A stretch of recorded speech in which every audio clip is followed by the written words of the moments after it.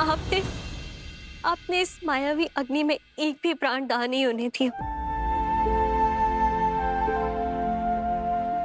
आपने अपने प्राणों की चिंता किए बिना ही अपना धर्म निभाया है। आपका आभार महाराज।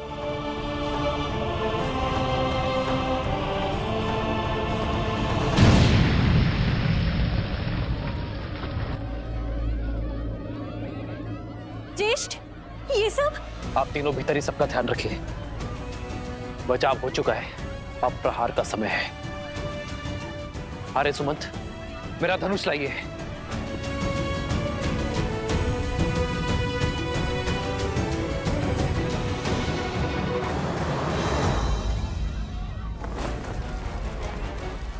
शीघ्र करो, शीघ्र करो, जल्दी कर लो।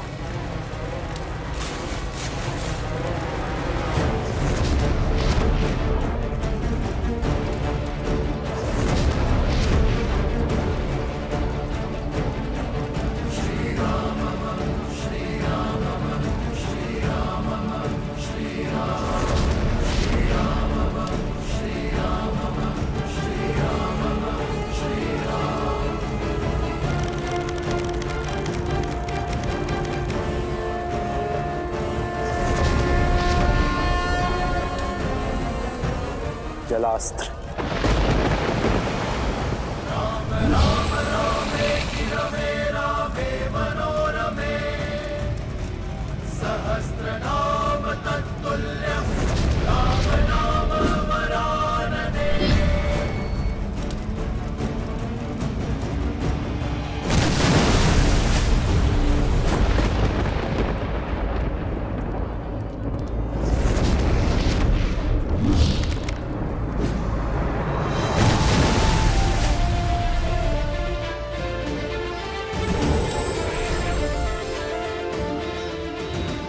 जय श्री राम, जय श्री राम, जय श्री राम, जय श्री राम, जय श्री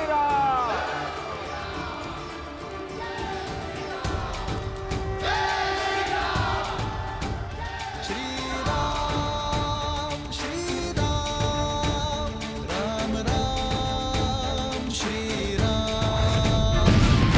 श्री रामचंद्र कृपालु भजु मन, हरण भव भय दारुणम्। तव गंज लोचन गंज मुख कर, गंज पट गंजारुणम्। अभित छवि नवनीत नीरज सुंदरम्।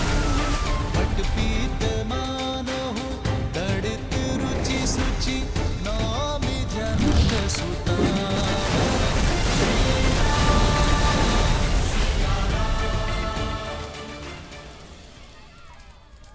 यदि शीघ्र अतिशीघ्र कुछ नहीं किया गया तो कहीं वो सीता उस राम के पास ना पहुंच जाए।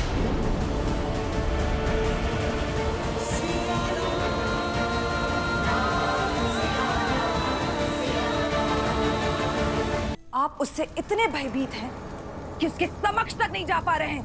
मैं उसके समक्ष नहीं जा सकता, किंतु मेरी माया तो सीता के मार्ग में बाधा बन सकती है।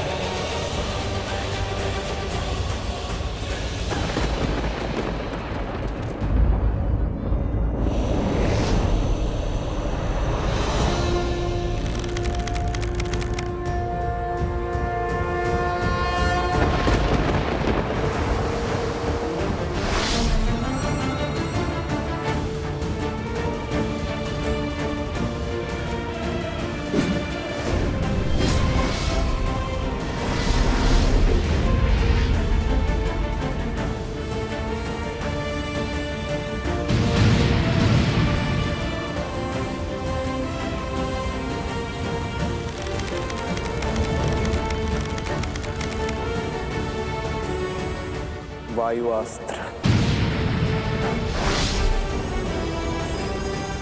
इस वन से माया के हर अंश का अंत हो, हर छल के चिन्ह का सर्वनाश हो।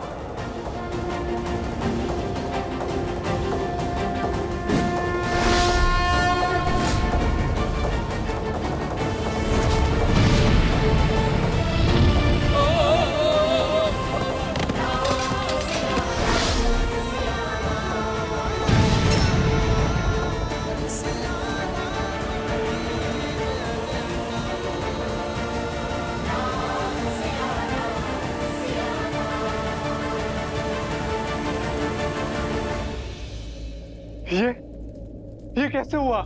वायु अस्त्र, जिसके वायु प्रवाह ने हर छल, हर माया का अंत कर दिया। नहीं, हमें राम के इस बल को अपने छल से काटना होगा भैया। कैसे भी करके हमें उन दोनों को मिलने से रोकना होगा। यदि ये मिलन हुआ, यदि धर्म की जीत हुई, तो अधर्म सदा सदा के लिए पराजित हो जाएगा भैया। राजा रामचंद्र की, राजा रामचंद्र की, राजा रामचंद्र की, राजा रामचंद्र की, राजा रामचंद्र। श्री राम।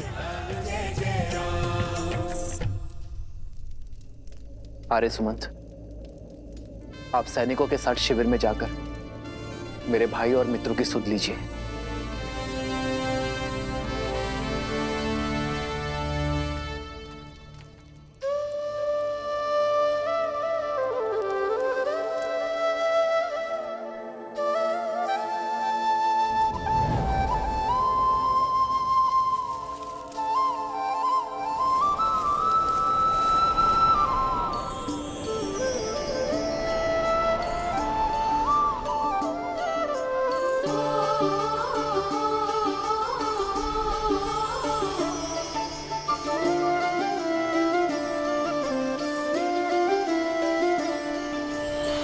जन्म जन्म का है ये संगम, राम रतन सीते वैभव धन। एक है पौरुष, एक समर्पण, एक है रूप तो दूजा दर्पण। राम है लोचन, सीता दृष्टि, राम है बादल, सीता वृष्टि।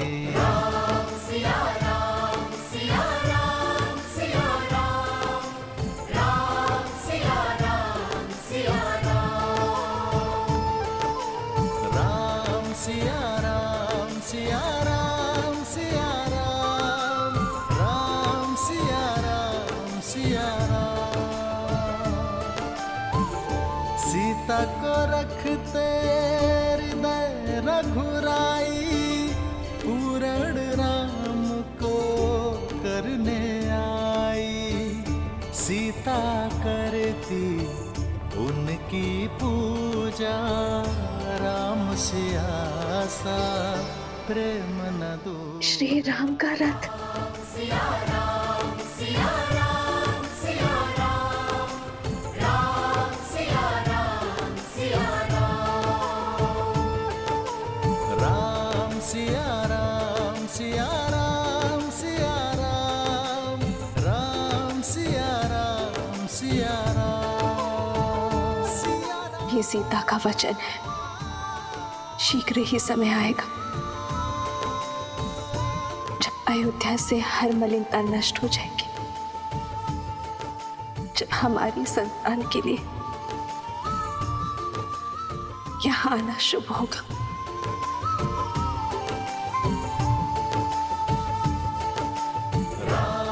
सीते, सिया राम, सिया राम, राम सिया राम, सिया राम।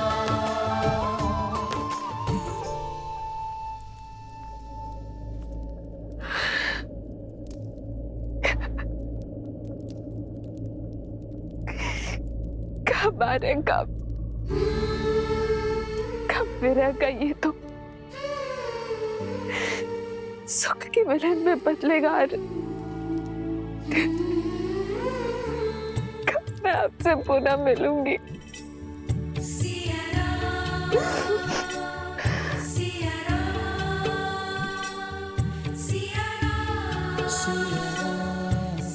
इतने समीप होकर भी कितने दूर है हमारे, कितने विवश है हम।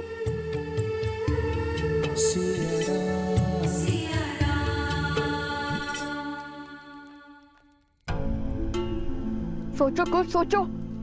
कह तो दिया, किंतु माता सीता को खोजेंगे कैसे? इस संकट की घड़ी में कौन हमारी सहायता करेगा?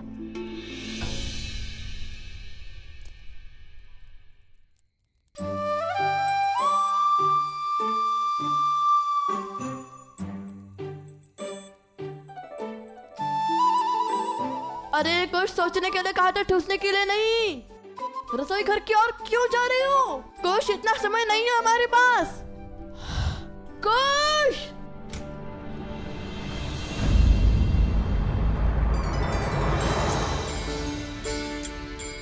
खाइए खाइए हनुमान जी, सब चिंता छोड़कर खाइए।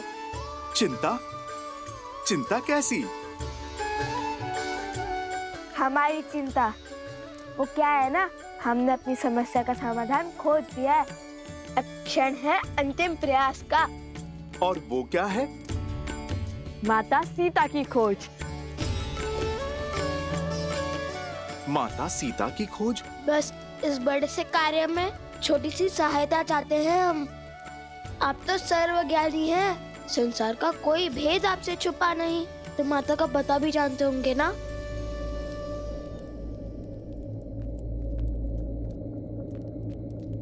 हमें आभास है कि आप सब जानते हैं, किंतु न जाने किस वचन के पास से बंधे हैं कि कुछ बताते ही नहीं। शब्द नहीं तो संकेत तो दे दीजिए, ताकि हम देवी सीता का पता लगा सके।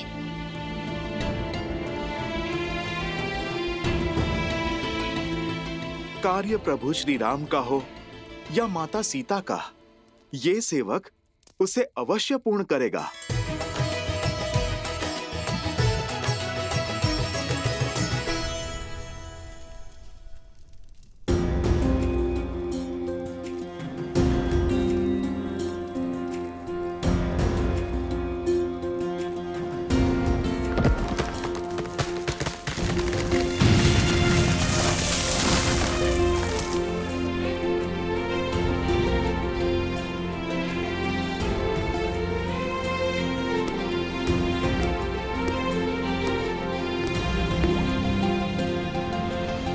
ये पात्र 8 पहर में रिक्त हो जाएगा, अर्थात 8 पहर में एक काल चक्र पूर्ण हो जाएगा।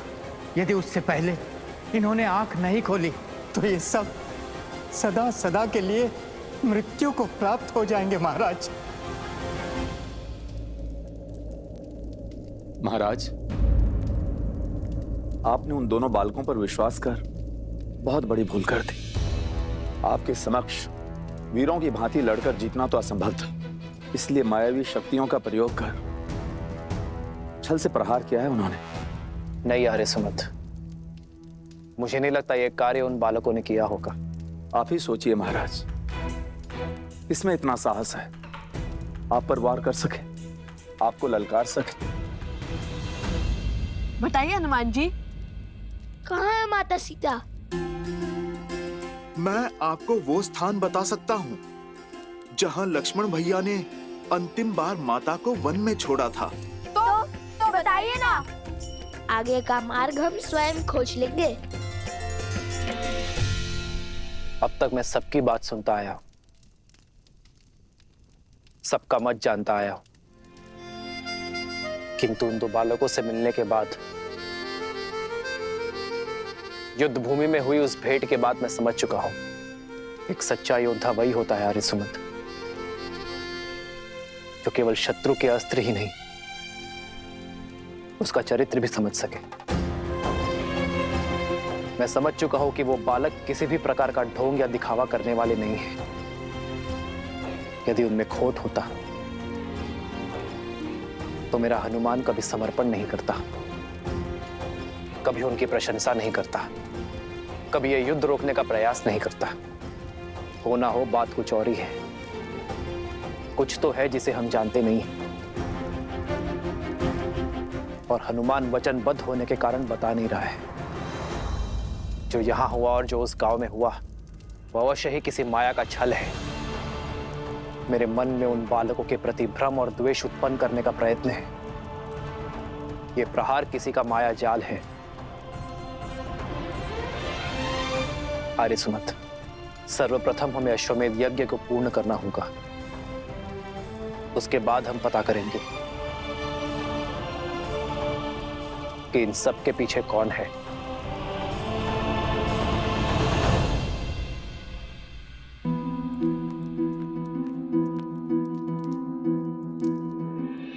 ये तो वो स्थान है भैया, जहाँ लक्ष्मण जी ने माता सीता को छोड़ा था।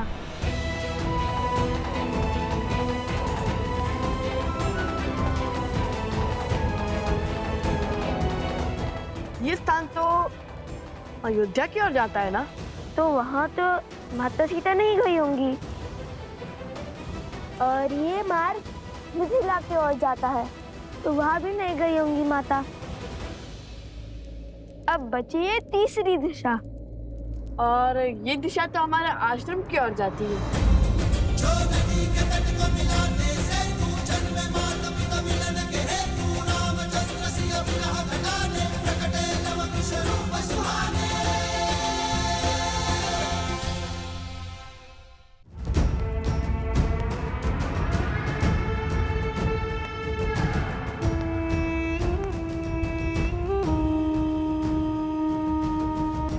आज ये सिद्ध हो गया कि मेरे सारे भाई उस राम के आगे निर्बल है, असहाय है, शक्तिहीन है। जो चले गए उनके प्रयास भी विफल हुए ही, परंतु जो जीवित हैं वो भी जीवन भर विवश ही रहेंगे।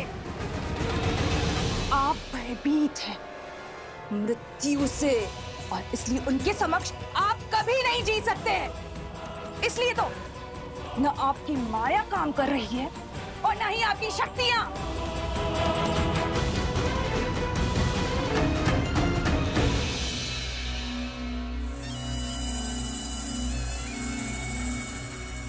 ये युद्ध मेरा है और इसे लड़ूंगी भी मैं ही।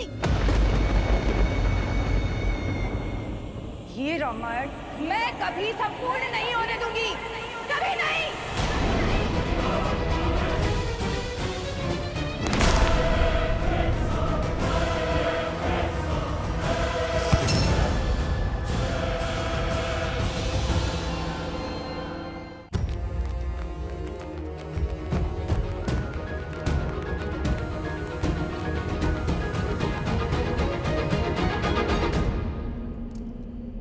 भैया, यहाँ से आगे तो मार्ग ही नहीं है।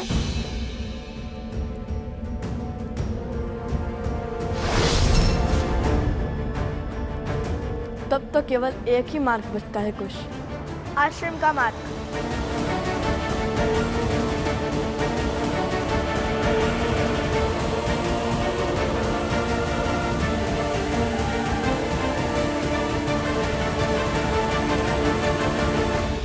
भैया, यहाँ से आगे तो मार्ग ही नहीं है। तब तो केवल एक ही मार्ग बचता है कुश, आश्रम का मार्ग।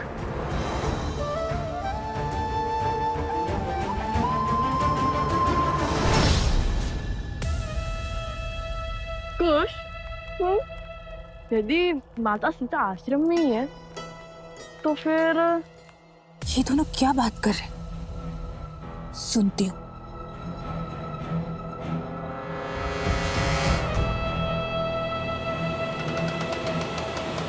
हो सकता है कि माता सीता भेष बदलकर आश्रम में ही रह रही हो और हमें ज्ञात ना हो।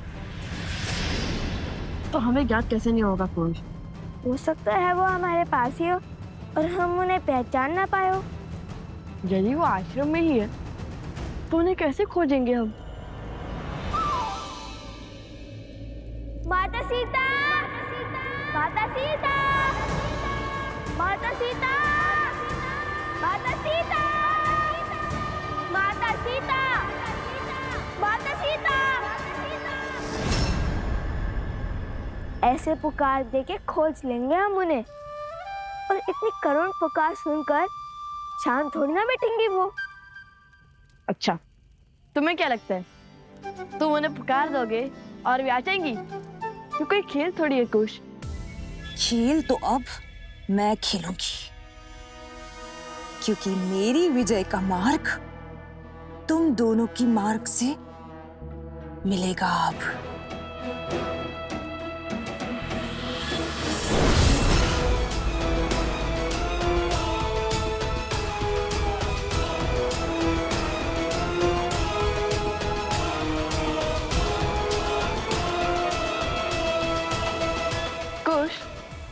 क्यों ना हम ऋषि भरद्वाज से ही पूछ ले, क्योंकि यदि माता सीता आश्रम में रहती है तो ये बात उन्हें अवश्य ज्ञात होगी। नहीं भैया, मेरा मन तो कहता है माता सीता आश्रम में ही होंगी।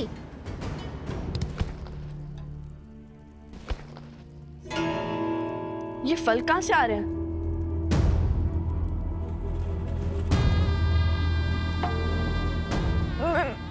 मेरे फल, मेरे फल।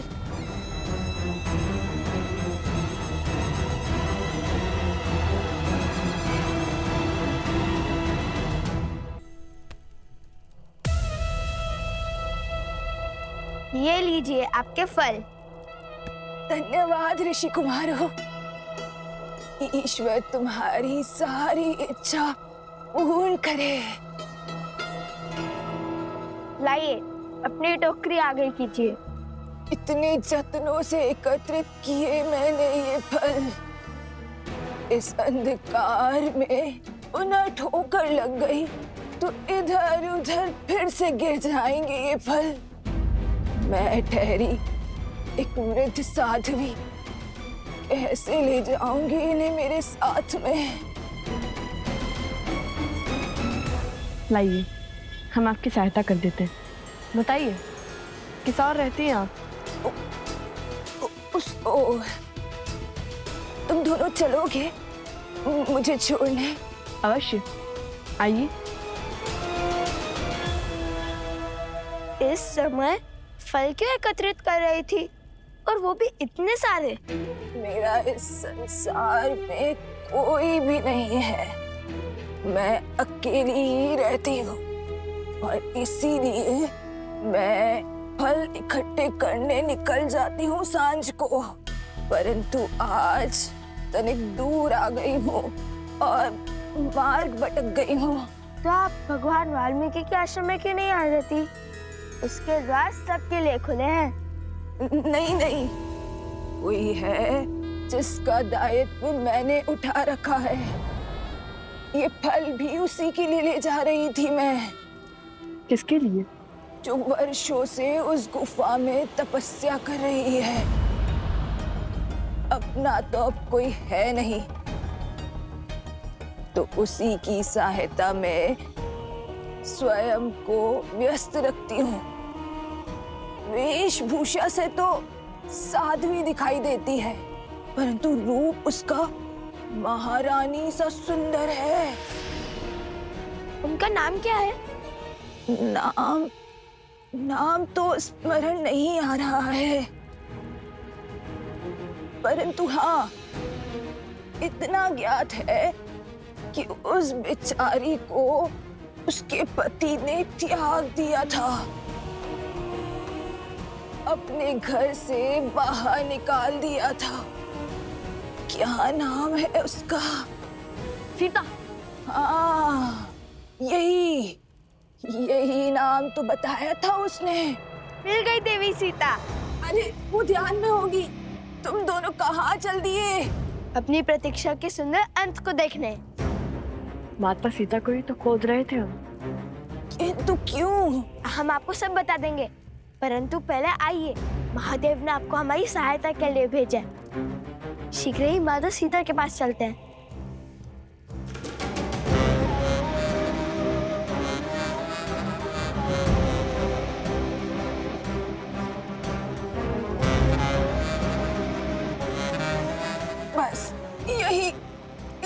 गुफा में है वो देवी सीता।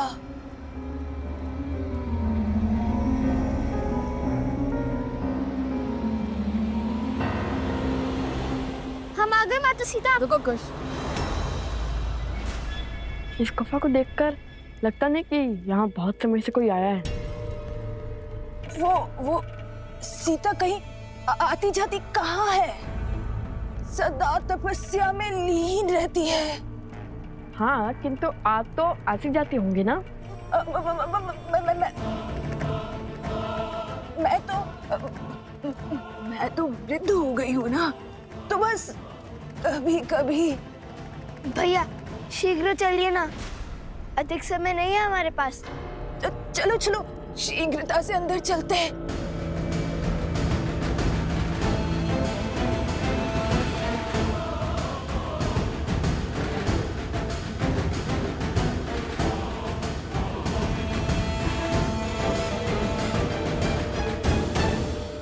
बस अब मैं और नहीं चल पाऊंगी। थोड़ी सी श्वास ले लो।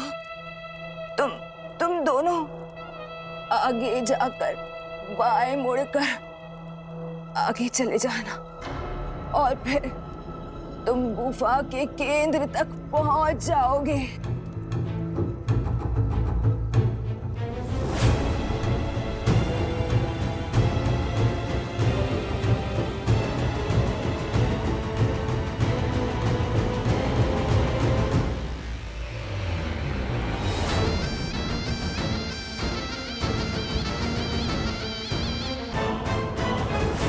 देवी सीता, माता सीता, देवी सीता कहाँ है आप?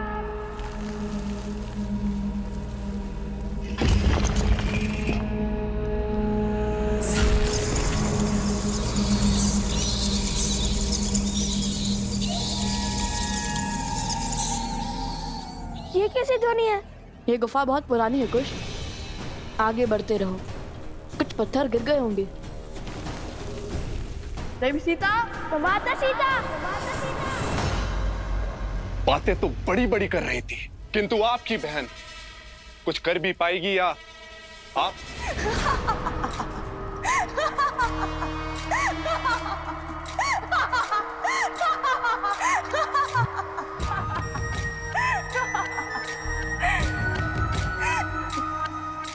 विश्वास नहीं हो रहा होगा ना कि जो कार्य वर्षों से 2 महाराक्षस नहीं कर पाए, वो कार्य एक स्त्री कर पाएगी। परंतु अब विश्वास होगा जब शूर्पणखा की गति और मति के समक्ष शीश झुकाएंगे आप लोग।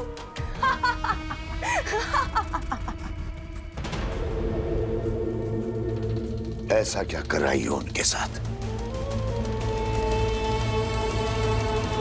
देवी सीता, माता सीता, माता सीता।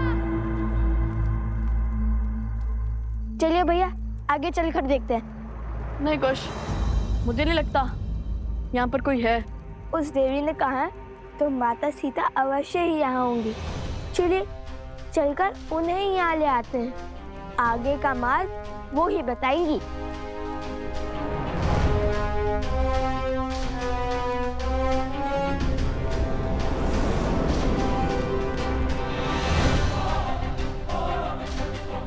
कहाँ गई वो? यही तो छोड़ा था, अवश्य ही बाहर चली गई होंगी।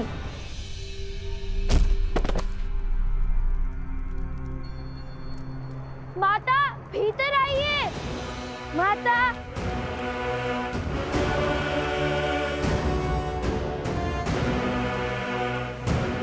बताओगी भी, ऐसा क्या करके आई हो शूर्पणखा? मैं लव और कुश को गुफा में बंद करके आई हूँ भैया।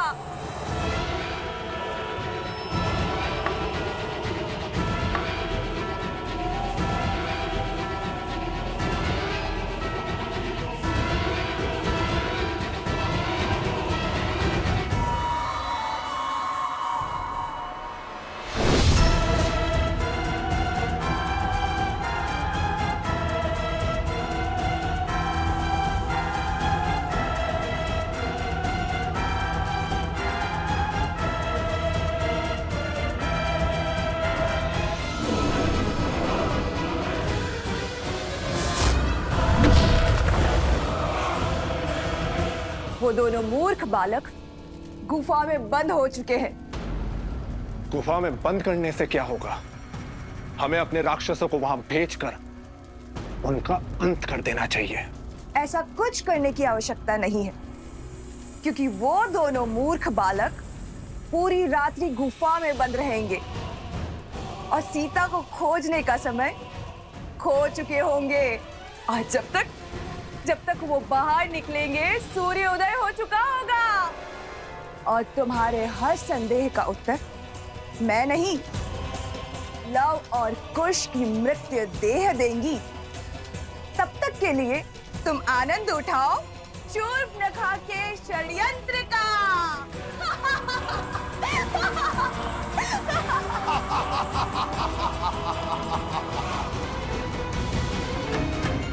ये क्या हो गया? हुआ नहीं है, किया है। वो कोई साध्वी नहीं थी, मायावी थी। मुझे पहले ही समझ जाना चाहिए था। शीघ्र ही दिन हो जाएगा भैया, हम जीवन के इतने बड़े लक्ष्य से चूक जाएंगे। अब श्री राम को, संसार को, अपने आप को क्या मुख दिखाएंगे कि माता सीता से भी मिल ना सके।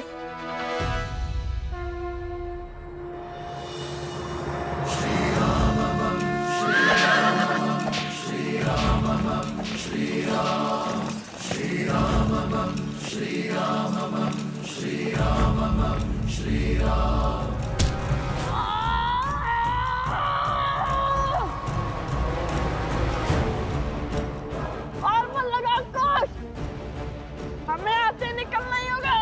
और मन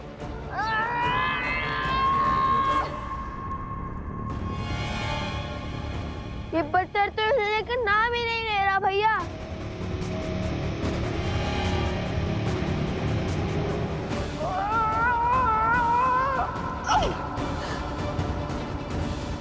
यदि हम वहां नहीं पहुंचे तो अश्वमेध यज्ञ के अश्व का क्या होगा? श्री राम को लगेगा कि हमने हार मान ली है। संकट बड़ा है, किंतु ऐसा कोई संकट नहीं होता जिसका कोई हल ना हो।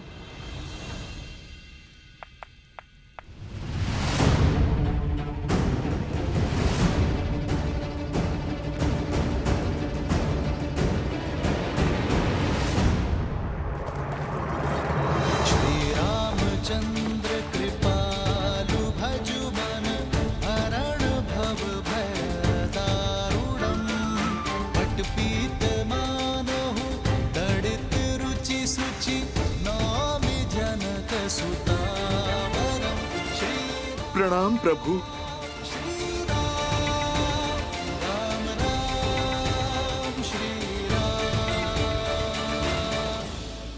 लवकुश कहाँ है? लगता है उन्होंने अपनी माता को सत्य बता दिया है और उनकी माता ने उन्हें समझा दिया है। ईश्वर करे यही हुआ हो प्रभु। आर्य सुमंत, अश्वमेध यज्ञ के अश्व पे अपना अधिकार कीजिए और मेरे हनुमान को बंधन मुक्त कीजिए। हम अश्वमेध यज्ञ पूर्ण करने की दिशा में आगे बढ़ते हैं। रुकिए!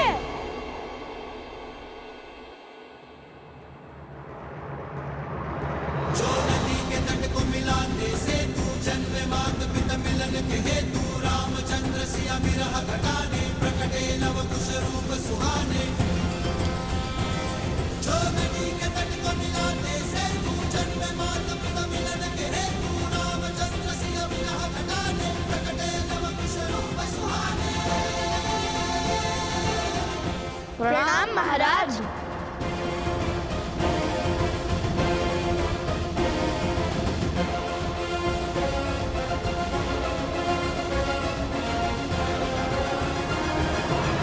प्रणाम करके दंड से नहीं बच पाओगे तुम दोनों। बहुत विलंब कर दिया आने में तुम दोनों ने। ये विचार कर रहे थे कि युद्ध में जाए या नहीं।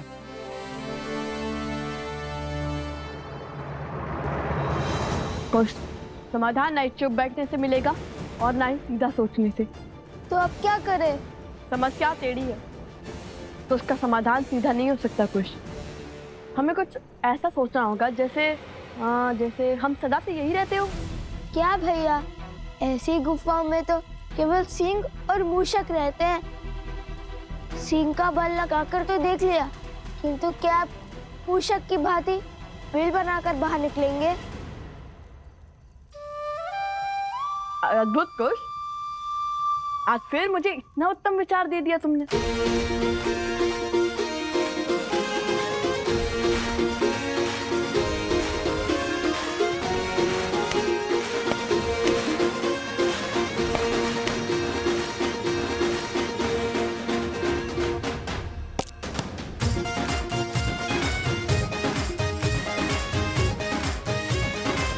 अरे भैया, भूमि के नीचे खोदने से तो 3-4 अश्वमेध यज्ञ संपूर्ण होने के बाद ही बाहर निकलेंगे। बाकी सब दीवारें परसों से यहाँ हैं, किंतु ये दीवार नहीं है। यदि हम इसके नीचे मिट्टी खोदेंगे तो ये ऊपर के पत्थर नीचे गिर जाएंगे, तो ये और नीचे जाएगा, जिसके कारण ये ऊपर के पत्थर नीचे आ जाएंगे।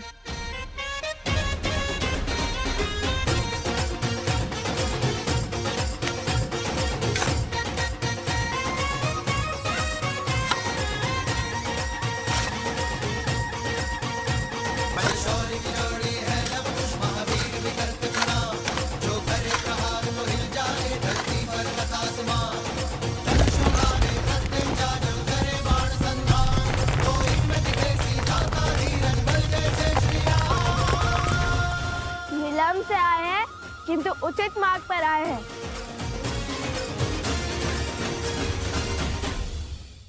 सूर्य प्रातःकाल मेघों से गिरा हो तो उदय होने में समय लग सकता है। इसका अर्थ ये नहीं है कि उसने रात्रि से हार मान ली। अब किस माया में उलझाने आए हो? लड़ना है तो सामने से लड़ो। अरे लड़ना ही तो नहीं चाहते, इसलिए इस समस्या का समाधान ढूंढने गए थे। इस समस्या का एक ही समाधान है, तुम अपनी हट और अश्वमेध यज्ञ का अश्व दोनों छोड़ दो। नहीं श्री राम, इस समस्या का समाधान है देवी सीता।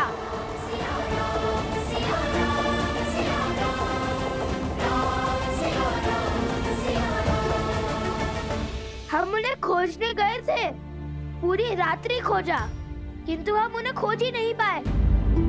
यदि वो मिल जाती तो ये संकट भी हल हो जाता। झूठ! महाराज, मुझे पूर्ण विश्वास है कि इन दोनों ने ही पूरी रात्रि अपनी माया का प्रयोग कर हमारे शिविर पर आक्रमण किया है। युद्ध की हर गरिमा को तोड़कर अब महारानी सीता की खोज का ढोंग कर रहे हो। धैर्य आर्य सुमंत, बालकों, समय आ गया है, आत्मसमर्पण कर दो और अश्वमेध यज्ञ के अश्व को छोड़ दो।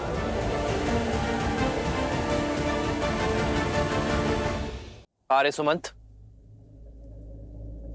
अश्व को लेकर चलिए। जी महाराज।